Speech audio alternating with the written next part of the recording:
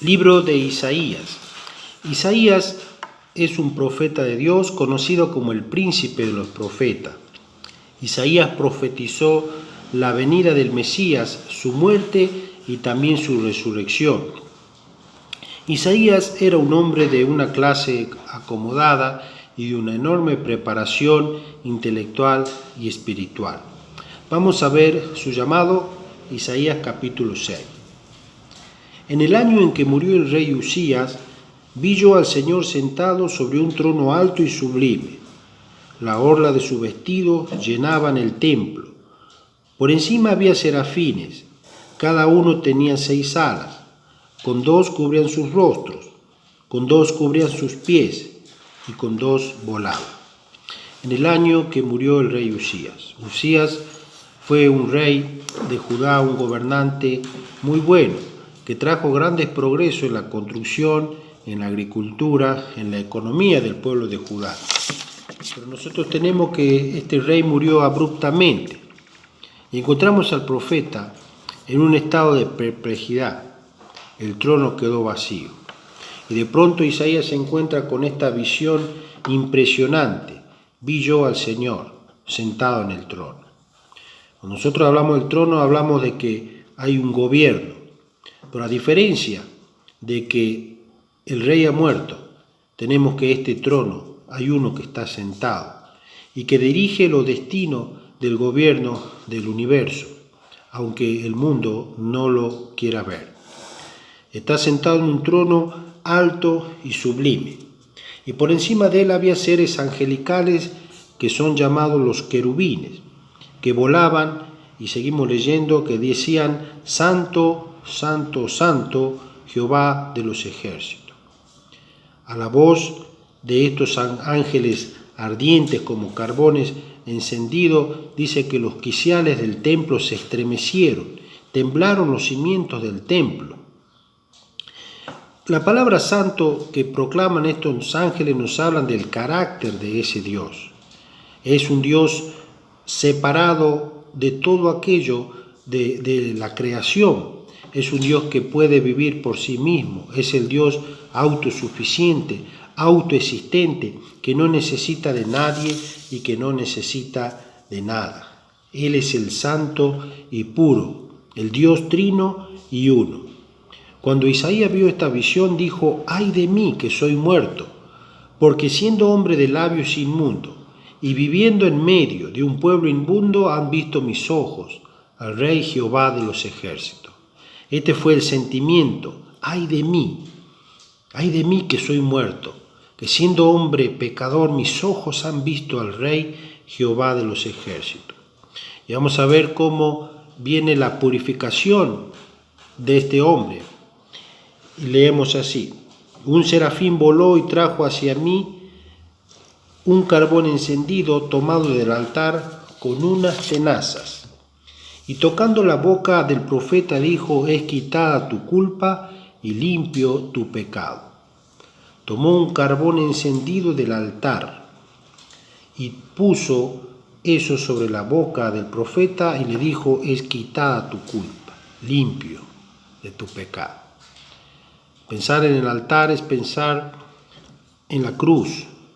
Fue el altar donde Cristo pagó el precio de nuestros pecados y soportó ese juicio de Dios. La Biblia enseña que dice que ¿por qué los labios? Porque dice: si nosotros confesamos nuestros pecados, Él es fiel y justo para perdonar nuestros pecados y para limpiarnos de toda maldad. ¿Por qué los labios? Porque es la confesión de nuestros labios, la confesión externa, habla de lo que ha ocurrido en nuestros corazones. Ahora tenemos al profeta limpio y puro para poder llevar el mensaje de Dios. Y dice así, sigamos leyendo: después oí la voz del Señor que decía: ¿a quién enviaré? ¿Y quién irá por nosotros? ¿Quién irá por nosotros? Este es un diálogo entre el Dios trino y Dios uno. ¿Quién irá? Y Isaías, un paso adelante, dice: Señor, envíame a mí. Isaías quedó impactado por esa visión y está dispuesto a ser el portavoz de Dios.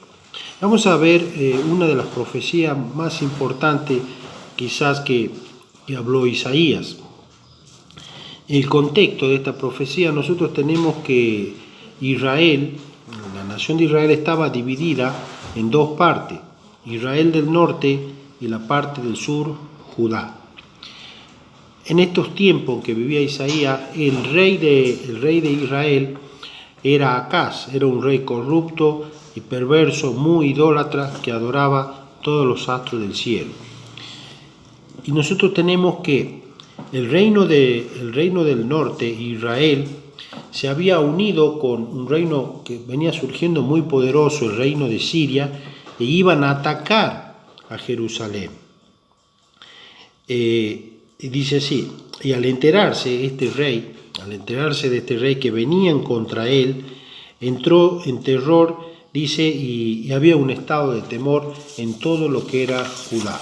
Entonces el Señor envía al profeta Isaías para que se encuentre con este rey. Y dice así, sale al encuentro de Acaz, camino al estanque, la fuente del lavador, y dile así, guarda el reposo, no tema, ni se turbe tu corazón a causa de esto. Jehová el Señor dice esto no sucederá. Esta invasión, esto que querían hacer con el pueblo de Jerusalén, no sucederá, quédate tranquilo acá. Y es más, y el Señor le dice, pídeme una señal de que esto no sucederá. Porque Dios sabía que Acaz no tenía fe, pero el Señor está dispuesto a darle la fe para que crea. Sin embargo, este rey incrédulo, Acaz, en una piedad hipócrita, dice, no tentaré al Señor. Y aquí viene una de las profecías más bellas de la Biblia, cuyo alcance va más allá de lo que vio Isaías. Y dice así, oíd ahora, casa de David, por tanto el Señor mismo dará señal. He aquí una virgen concebirá y dará a luz un hijo y llamará su nombre Emmanuel. Esta era la señal que daba Dios, que una virgen iba a concebir. ¿Es esto posible? Esto no es posible, pero la Biblia dice nada es imposible para Dios. Y esta profecía tuvo cumplimiento 2000 años antes, cuando una humilde virgen llamada María concibió y dio a luz un hijo. Y llamará su nombre Emmanuel, que significa Dios con nosotros.